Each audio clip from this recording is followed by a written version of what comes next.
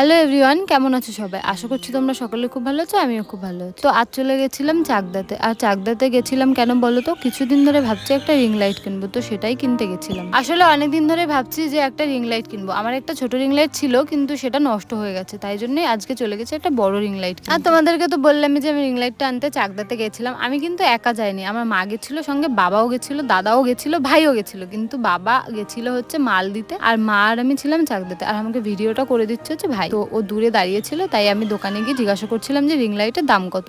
তো ফার্স্টের দোকানটা যখন গেছিলাম একটু বেশি দামই বলেছিল, তারপরে আমরা সাইডের দোকানে চলে গেছিলাম, কিন্তু সেখানে আমার ঠিক পছন্দ হয়নি। তারপরে আবার আমি ঘুরে ফিরে এই দোকানটাতেই এসেছিলাম। অনেকদিন ধরে ভাবছিলাম যে একটা বড় সাইজের রিং লাইট কিনবো। ওটা আমার অনেকদিন ধরে শখ বলতে পারো, বা স্বপ্নও বলতে পারো। তো রিং লাইটটা নেওয়ার অনেকদিন ধরে ইচ্ছা ছিল, বোনেরও ইচ্ছা ছিল, আমারও ইচ্ছা ছিল। তো তাই জন্য ভাবলাম আজকে নিয়ে নিই। আর যেহেতু তোমরা জানো যে আমি হচ্ছে রান্নার ভিডিও শুট করি অনেক সময়, তো সেগুলো করার জন্য একটু কোয়ালিটি মেনটেন